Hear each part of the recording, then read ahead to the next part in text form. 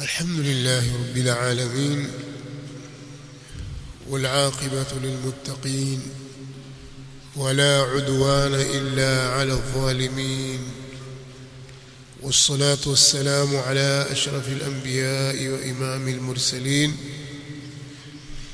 نبينا محمد وعلى آله وصحابته أجمعين والتابعين لهم بإحسان إلى يوم الدين أما بعد.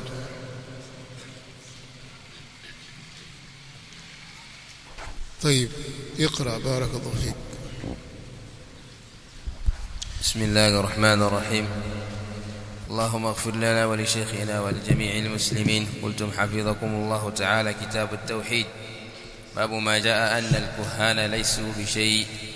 قال الإمام البخاري رحمه الله تعالى: حدثنا علي قال حدثنا هشام قال أخبرنا معمر عن الزهري وحدثني أحمد بن صالح قال حدثنا عنبسة قال حدثنا يونس عن ابن شهاب قال أخبرني يحيى بن عروة بن الزبير أنه سمع عروة بن الزبير قالت عائشة رضي الله عنها: سأل أناس النبي صلى الله عليه وسلم عن الكهان فقال: إنهم ليسوا بشيء. فقالوا: يا رسول الله، فإنهم يحدثون بالشيء يكون حقا. فقال النبي صلى الله عليه وسلم: تلك الكلمة من الحق يخطفها الجني فيقرقرها في أذن وليه كقرقرة الدجاجة فيخلطون فيه أكثر من 100 كذبة. متفق عليه. باب ما جاء أن الكهان ليسوا بشيء. huu ni mlango wa yale yaliyokuja ya kwamba makuhani si wa kweli. Katika mlango huu tutataja biidhnillahi alkarim hadithi ya Mtume Muhammad sallallahu alayhi wa alihi wasallam inayoelezea jambo la makuhani. Kwanza alkihana, ukuhani, walkahana. Katika lugha ya Kiarabu husema alkihana walkahana. الكهانة بفتح الكاف ويجوز كسرها، كهانة أو الكهانة والكهانة. na maana yake inakuwa ni iddiau ilmi alghaib, ni mtu kudai ya ghaib, kudai kujua mambo ya ghaib, kutoa taarifa za ghaib. Kal-ikhbari amma sayaqa, kama kuelezea mambo yatakayotokea. Amma sayaqa fil ard, mambo yatakayotokea ardhini. Ma'al istinadi ila sababi, pamoja na kuegemeza sababu. Na kuhan ni mtu mwenye sifa hiyo, kuhani. Kiswahili hivyo kuhani, lakini katika matumizi yaliyokuja kwenye sheria ya dini yetu, neno hili hutumika pia kwa maana ya al-arraf. Al-arraf, mpiga ramli kwa kutumia vibao, kutumia vijiwe, changarawe. Pia kuhani ina maana ya al-munajjim, mnajimu. Wanazuoni wanaeleza, wanasema al-arabu tusammi kulla man adhana bi shay'in qabla wuqu'ihi kahinan. Waarabu huwa wanamuita kila anayetangaza kutokea jambo kabla ya kutokea kwake, wanamuita kuwa huyo ni kuhani. Wanaotabiri mambo kabla ya kutokea kwake, Waarabu wanawaita watu hao kuwa ni makuhani, kutumia neno kuhani. Tatokea hiki mwaka huu, atakufa bwana mkubwa sana, kuna mtu mkubwa kigogo atakufa, tatokea jambo kadha wa kadha, basi wao umuita mtu wa namna hii kuwa ni kuhani. Na makuhani huchukua habari zao kwa aina mbalimbali. Kuna ambao wanapokea habari kutoka moja kwa moja kwa majini, kwa kuwa wana mafungamano na majini. Na majini, mashayatin, huwa wanapanda kwenda upande wa mbinguni, wakipandiana baadhi yao juu ya baadhi nyingine, wanapandiana huyu iko juu ya huyu mpaka wanafika mbinguni au karibu ya mbingu. Yastarquna as-sam'a wa yakhtifuna al-kalima, huwa wanavizia kule kwenye kusikiliza habari za mbinguni zinazozungumzwa na malaika, kisha wanapeana habari, kila mmoja ampa habari mwenzake mpaka habari ile inamfikia mfuasi wao. Hii ilikuwa ndio tabia yao kabla ya kuletwa Mtume Muhammad sallallahu alayhi wa alihi wasallam. Na baada ya kuteremshwa wahi, mbingu zikalindwa, pakawekwa vimondo. Waman yastami' al'an yajid lahu shihaban rasada, atakusikiliza hivi sasa atapata kimondo kinachomngojea. Ameandaliwa kimondo maalum, illa man khatifa al-khatfata faatba'ahu shihabun thaqib. Lakini walikuwa wakifanya hivyo hapo awali, na walikuwa wakipeleka habari kwa wafuasi wao, na wao walikuwa wakizitambaza kwa watu wao, kwa wateja wao. Wafuasi wao ni wale makuhani, na wateja wao ni hao wenye kutibiwa kwenda kwa waganga kutaka kujua mambo, wanawapa taarifa. Njia nyingine wanazozipata au wanapata makuhani, wanapata habari, wanaelezewa na majini mambo ambayo aghlab mara nyingi mwanadamu hawezi kuyaona kawaida, lakini majini wanayaona. Si katika habari za mbinguni, lakini kwa wepesi wao kusafiri kutoka sehemu moja kwenda sehemu nyingine, na kule kujificha kwao, wakihudhuria kwenye mazungumzo ya watu, wanachukua umbea wa huku wanawapelekea huku. Umezungumzwa nini? Wachukua huku wapeleka huku. Majini ni wambea pia, mafatani. Kwa hiyo wanahamisha zile habari na wanazisafiria habari. Sasa sisi tuna jikuhani letu, rafiki yetu ataka habari, anakwenda kuchukua habari huko ipeleka huko. Au waulizana majini wa huku na huku, vipi huko, kuna habari gani fulani hivi, kuna mtu fulani habari zake vipi? Si kama binadamu sasa hivi watu ulizia habari, vipi huko jamaa, vipi, ambapo kuna 1 2 3. Sasa majini wana habari wanazozitokezea ambazo si rahisi au aghlabu mwanadamu huwa hazijui mara nyingi. Wao wanapoziona wanapeana habari na wanazifikisha kwa watu wao, wanatengeneza ukaribu na watu wao. Wale mashayatin, majini waovu, wana marafiki zao humo katika wanadamu. Ukiwatumikia watakutumikia na wewe katika upande fulani, lakini watakutumia wewe mpaka ukufuru kwanza, alafu watakuwa rafiki yao. Kwa hiyo kuna njia hiyo pia. Habari nyingine ambazo wanazipata makuhani ni kwa njia ya dhana na kukisia mambo, na hili ni kutokana na uzoefu wa baadhi ya mambo walionayo yani mara nyingi wanatumia dhana labda itakuwa hivi, labda itakuwa hivi, labda itakuwa hivi, wanazungumza kutokana na zile mukaddimati zao walizonazo na baadhi ya taaluma wanazozisoma. Wana taaluma zao, kwa wanaunganisha alafu wanapata taarifa, lakini hana uhakika. Wewe watakiwa ukienda kwake ukubali kwa 100%, hata kama sio, hata kama hakudanganya.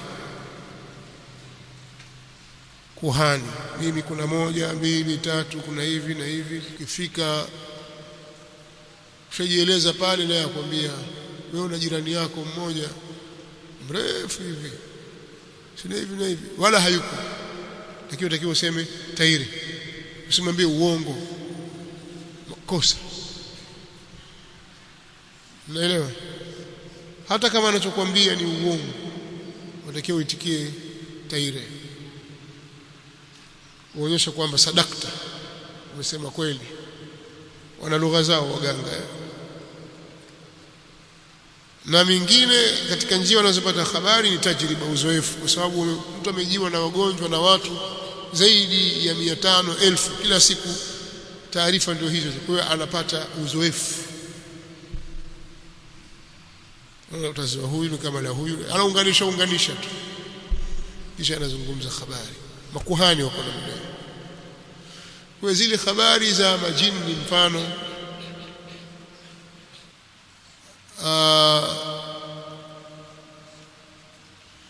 anaweza kupata taarifa jini ya mtu fulani akitaka, kisha tampelekea rafiki yake, sio? Na yule naye anazungumza, wewe uko hivi, wewe kutoka mahali fulani, kabla wewe hujaeleza. Ukiingia tu tayari yule kashapewa taarifa na jishetani lake kwamba huyo mzee anayekuja huyo katoka mji fulani, mahali fulani, aumwa na kitu fulani huyo. Kwa hiyo akifanya hivi mambo yako, mara kanusa uchafu, mara kafanya vile, akwambia wewe umetoka mahali fulani. Ulijuaje? Hapo ameshakumaliza, kishakwambia umetoka mahali fulani, waumwa na kitu fulani na hivi na hivi, kaa pale. Kishakumaliza, umekwisha habari yako. Wa inna ash-shayatina la yuhuna ila awliya. Hapa nakuthibitisha kwamba shayatini huwa wanawapa taarifa wafuasi wao. Kwa habari zako siku nyingi zishafika, lakini alizifikisha ni jini. Wewe washangaa, sema yule bwana si mtaalamu kweli kweli, nilipoingia tu kajuaje na mimi sijamwambia. Tumeelewana? Kwa hiyo hao wanaitwa makuhani. Mtume sallallahu alaihi wasallam anasema laisu bishay, sio wa kweli, hawako katika haki. Kweli mmoja walichokisema kimeafikiana na uhalisia au hakikuwafikiana, hawako katika haki. Anasema maneno hayo ni nani? Mtume Muhammad sallallahu alaihi wa alihi wasallam. Nimejaribu kukupa ile hali halisi ilivyo, kwa sababu watu wanakutana na hali kama hizi. Sasa hali hizo unazokutana nazo, pengine umepata ibtilaa wewe kwa sababu ya udhaifu wa imani yako na tauhidi yako, ukajikuta umekwenda kwa makuhani, au jamaa yako amekwenda akakupa taarifa za makuhani na mambo aliyokutana nayo, amekwenda kumtaalamu, wenyewe wataalamu, mpiga ramli, mganga wa kienyeji, sawa. Sasa akakutana na habari nzito kabisa, bwana mimi siku zote nilikuwa siamini bwana, nikisikia hizo habari naona kama utani, kama sikara, lakini bwana nimejionea mwenyewe. Akupa taarifa, nilikwenda ikawa hivi. Sasa aweza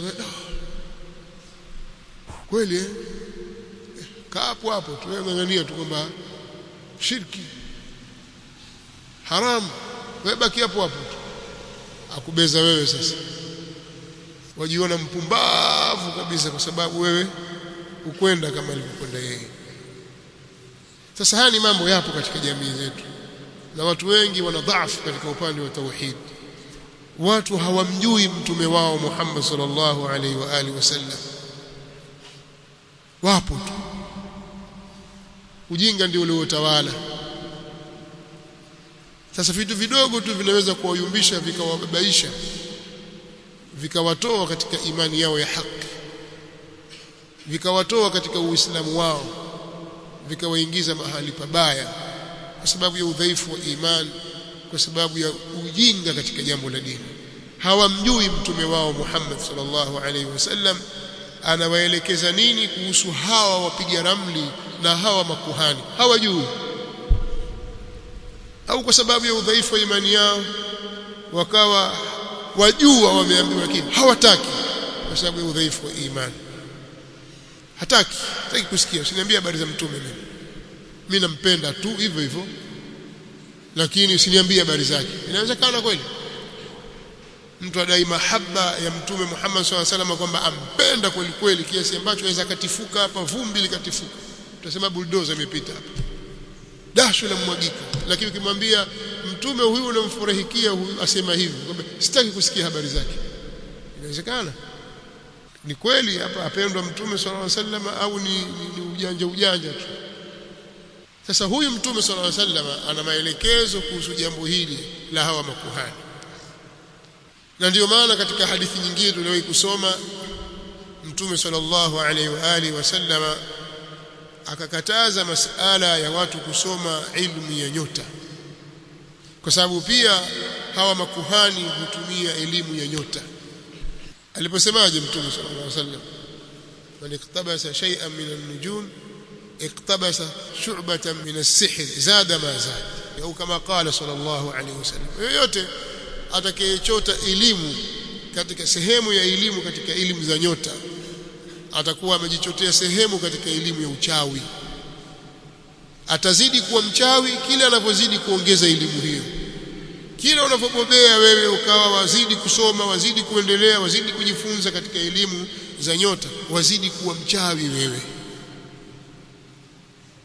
Mtume sallallahu alaihi wasallam anamuita anayesoma elimu za namna hiyo kuwa ni mchawi. Mchawi huyu na sihri ni kufur, wal-iyadhu billah. Isipokuwa wanawazuoni wana maelezo kuhusiana na kujua elimu ya nyota.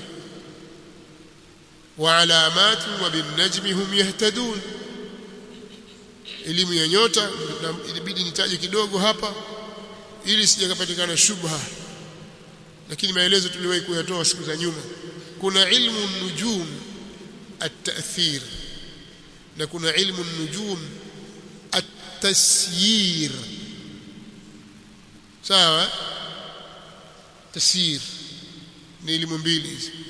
Elimu ya nyota ambayo mtu anaitakidi kuwa nyota zina athari katika maisha ya watu, kwamba watu wana mafungamano na nyota zilizoko angani, kiasi ambacho waambiwa kwamba nyota yako wewe iko kadha wa kadha wa kadha, na wakajitokeza watu wakadai kwamba wao kazi yao kusafisha nyota za watu, kwa sababu nyota wameziwekea mafungamano na maisha ya wanadamu, kwamba nyota yako imefunikwa wewe, nyota yako imefifia wewe, utakomoa mwanamke huyu, nyota yake ni kali sana kuliko yako, atakufikia huyu bwana, kwa lazima tufanye namna hapa, tuishushe hii tuipandishe yako, tutasema bendera vile.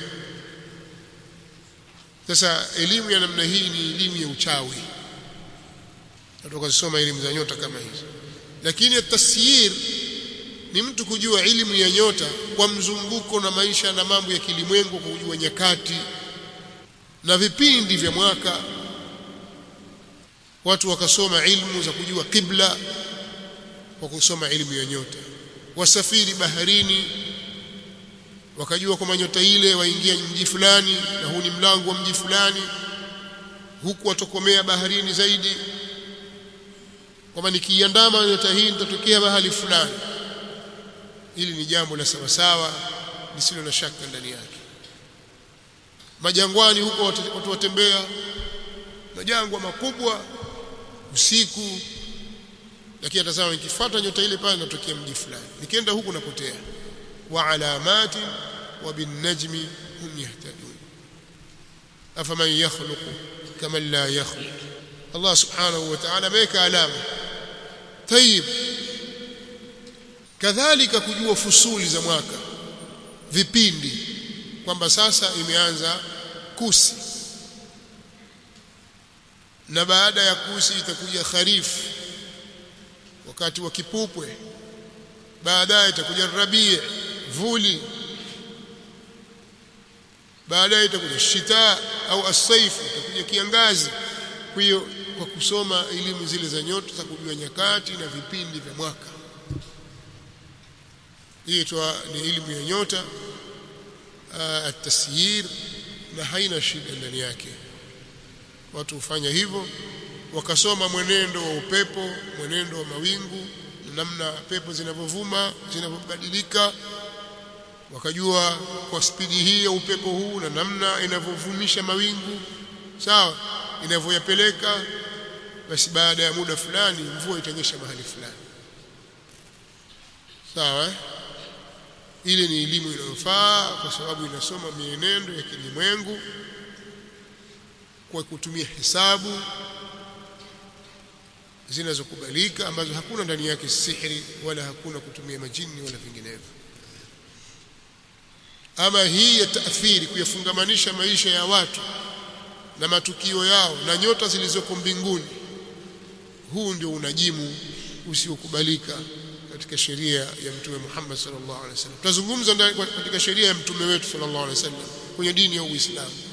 Kama wewe una mtazamo wa kufuata sheria nyingine, hiyo ni wewe, lakini usije ukasingizia kwamba ni katika Uislamu. Katika sheria ya Mtume Muhammad sallallahu alaihi wasallam hayo hayafai, na miongoni mwa ushahidi wa hayo ni hii hadithi tutakayoitaja hapa, ambayo iko ndani ya vitabu vikubwa vya hadithi vinavyotegemewa katika Uislamu, katika Sahih al-Bukhari na Sahih Muslim. Sahih Bukhari ndio asahhu al-kutub al-musannafa baada al-Qur'an, ndio kitabu sahihi zaidi katika vitabu vilivyotungwa na wanadamu baada ya Qur'an. Basi katika vitabu vilivyotungwa na wanadamu, kitabu kilichokuwa katika usahihi zaidi kuliko kitabu chochote katika vitabu vilivyotungwa na wanadamu, basi Sahih al-Bukhari ndio namba moja, kisha Sahih Muslim. Mule amekusanya maelezo na habari za Mtume Muhammad sallallahu alaihi wasallam zinazohusu Uislamu wako. Katika habari hizo ni hadithi ambayo tutaisoma hapa sasa hivi chini ya huu mlango unaosema babu ma jaa anna al-kuhana laysu bi shay'.